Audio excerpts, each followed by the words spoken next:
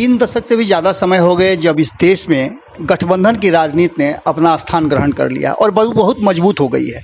आप अगर केंद्र की बात करें या फिर राज्यों की बात करें तो आज क्षेत्रीय दलों ने अपना वर्चस्व बनाया है और राष्ट्रीय दल जो भी हैं उन्हें इनका सहारा लेना होता है। अब अगर बिहार की बात करें तो बिहार में आपने देखा होगा कि 2020 के चुनाव में किस तरह से कई गठबंधन साथ में चुनाव लड़े थे। लगभग 4-5 गठबंधन तो ऐसे थे जो चुनाव में पूरी मजबूती के साथ खड़े थे। इन सबके बीच में जो परिणाम आए वो एनडीए के पक्ष में आए। एनडीए ने वो मैजिक आंकड़ा जो 122 का था उसे पूरा कर लिया। सरकार एनडीए की बनी और नीतीश कुमार एक बार फिर से मुख्यमंत्री बने। लेकिन इसके साथ ही आप एक चीज़ ध्यान में रखिए कि जब से नीतीश कुमार मुख्यमंत्री बने हैं तब से वो सहज नहीं है, असहज महसूस कर रहे हैं। इसका कारण है कि नीतीश कुमार को इस बार बिहार की जनता ने उतनी सीटें नहीं दी जितना वो हमेशा आगे बढ़ कर के लिया करते थे।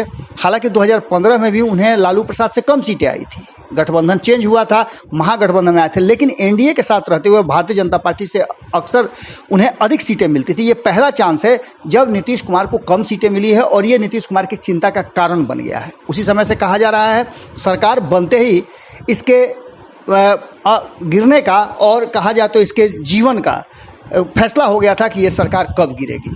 लेकिन अब तक लगातार इन बातों के बीच लगभग 6 से 7 महीने हो गए हैं और इन 7 महीनों में आपने देखा होगा कि सरकार में बैठे लोग एक साथ न बैठते हैं और न ही सहज महसूस करते हैं। इन सब के बीच में कोरोना काल आ गया और कोरोना काल को लेकर के सरकार के बीच में तलवारें तो खींच ही गई।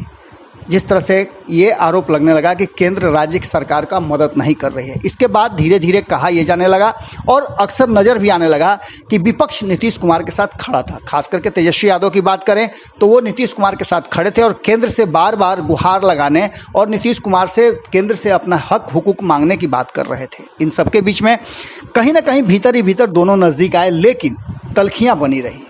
इन सब के बीच में जब कोरोना की दूसरी लहर आई और बिहार उसमें सबसे ज़्यादा प्रभावित होने लगा तो सर्वदलीय बैठक बुलाई गई। राज्यपाल के सामने सर्वदलीय बैठक में तेजस्वी यादव ने अपनी बातें रखी। हालांकि उस समय उनकी बातें नहीं मानी गई, लेकिन तुरंत नीतीश कुमार ने उन बातों पर अमल किया और लॉकडाउन लग गया।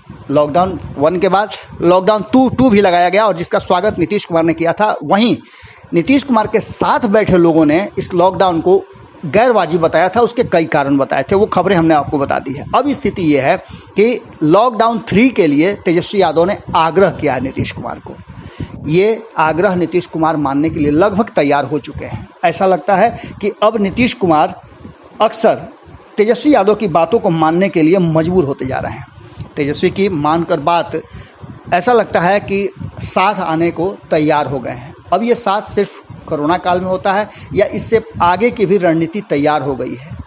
ऐसा लग रहा है कि जिस स्थिति में बिहार है और नीतीश कुमार हैं, वैसी स्थिति में भारतीय जनता पार्टी के साथ वो सहज नहीं हैं। उनके कई साथी इस बात के लिए इशारा भी कर रहे हैं। अगर जीतन राम मांझी की बात करें तो वो भारतीय जनता पार्टी के एक्शन और रिएक्शन को लेकर के काफ़ी नाराज़ नज़र आ रहे हैं। अब देखने वाली बात होगी कि ये दोनों साथ आते हैं कि फिर कोरोना तक ही साथ है। इस सारे विषय पर आरजेडी ने अपना पक्ष रखा है। सुनिए क्या कह रहे हैं आरजेडी के प्रवक्ता मृत्युंजय तिवारी। लॉकडाउन 3 लगाने का निर्णय सरकार को लेना है। 25 मई को लॉकडाउन 2 समाप्त हो रहा है। लॉकडाउन करने से राहत मिली है बिहार की जनता को, लेकिन सरकार को जिस समय नेता प्रतिपक्ष तेजस्वी यादव जी ने महामहिम के साथ सर्वदलीय बैठक में यह सुझाव दिया था कि लॉकडाउन लगाया जाए, अगर उस समय सरकार लॉकडाउन लगाती तो इतने लोगों की जानें नहीं जाती। अब लॉकडाउन 3 लगाने का निर्णय सरकार को लेना है। जिस तरह से आंकड़ों में तो कमी दिखाई जा रही है, लेकिन गांवों में, कस्बों में, टोलों में ये संक्रमण फैल चुका है। इसको नियंत्रित करने के लिए सरकार को लॉकडाउन 3 लगाने का निर्णय अगर लेना है, लोगों को राहत इससे मिल सकती है। कोरोना संक्रमण के चैन को तोड़ने में ये सहायक हो सकता है, तो सरकार को लॉकडाउन 3 लगाना चाहिए। लेकिन सरकार की गलती का खामियाजा बिहार की जनता को उठाना पड़ रहा है। जो रोज़ कमाने खाने वाले गरीब हैं, मजदूर हैं, उसकी भी चिंता सरकार को करनी चाहिए। कोई भूखे ना मर जाए, कोई भूखे ना सोए। ये जिम्मेवारी, जवाबदेही भी सरकार को। अगर ये वीडियो पसंद आई और वह बिहार के राजनीति और बिहारियत से सरोकार रखेनी तो सब्सक्राइब बटन दबा के चैनल के सब्सक्राइब कर ली। ओजे एगो घंटी बा, ओकरा बटन दबा देला से कुल सटीक और मारक खबर रुआ मुफ्त में मिल जाई। अगर रुआ पत्रकारिता के हमनी के नया प्रयोग में सहयोग कर चाहतानी तो ज्वाइन बटन दबा दी। पेटीएम नंबर नोट कर ली 9386816700। धन्यवाद।